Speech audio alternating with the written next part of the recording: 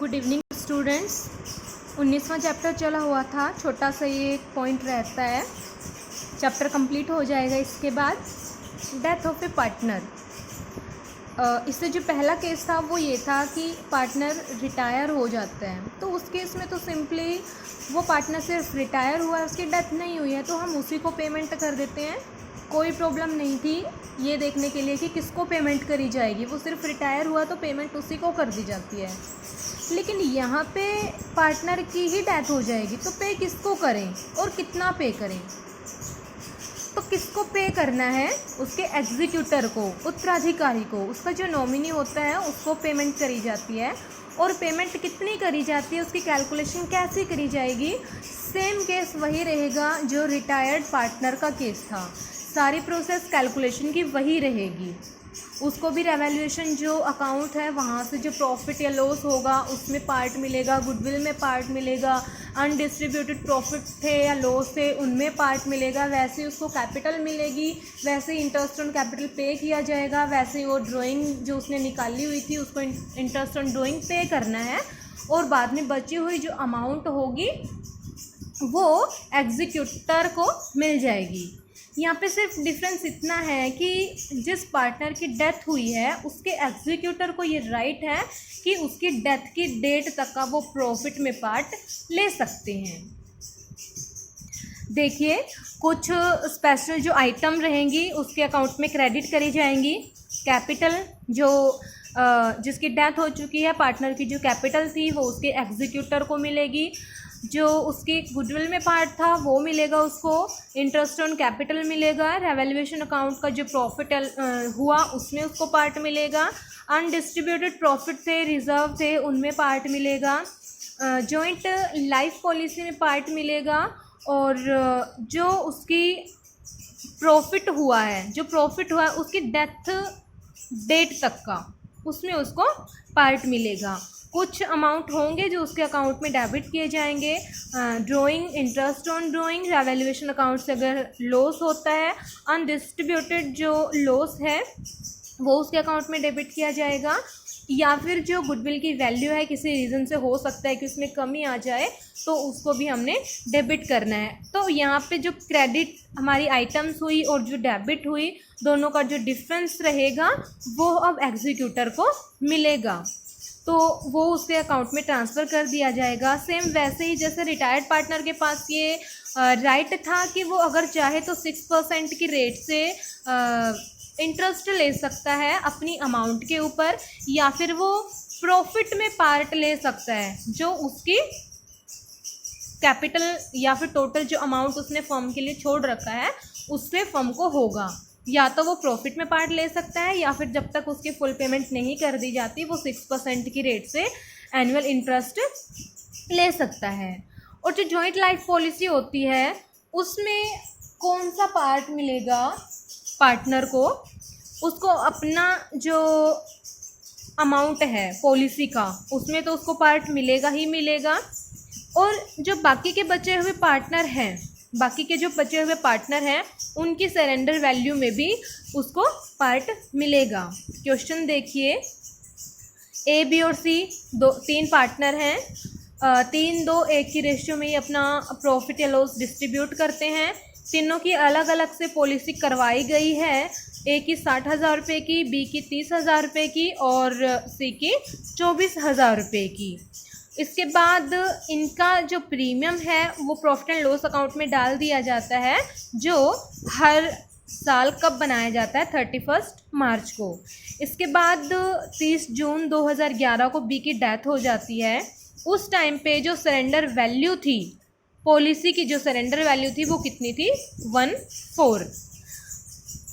अब इसको क्या क्या मिलेगा? इसके एग्जीक्यूटर को बैलेंस शीट के अकॉर्डिंग जो कैपिटल है वो इसको मिलेगी।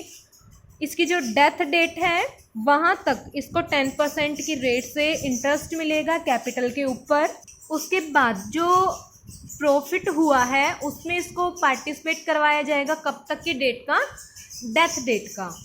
बीमा पॉलिसी में उसका हिस्सा जो उसकी खुद की पॉलिसी है उसमें भी इसको पार्ट मिलेगा। 31 मार्च 2011 को बी की पूंजी 40,000 रुपये थी और 1 अप्रैल 2011 से उसने प्रत्येक माह के आरंभ में 1200 रुपये आहरण किए हैं।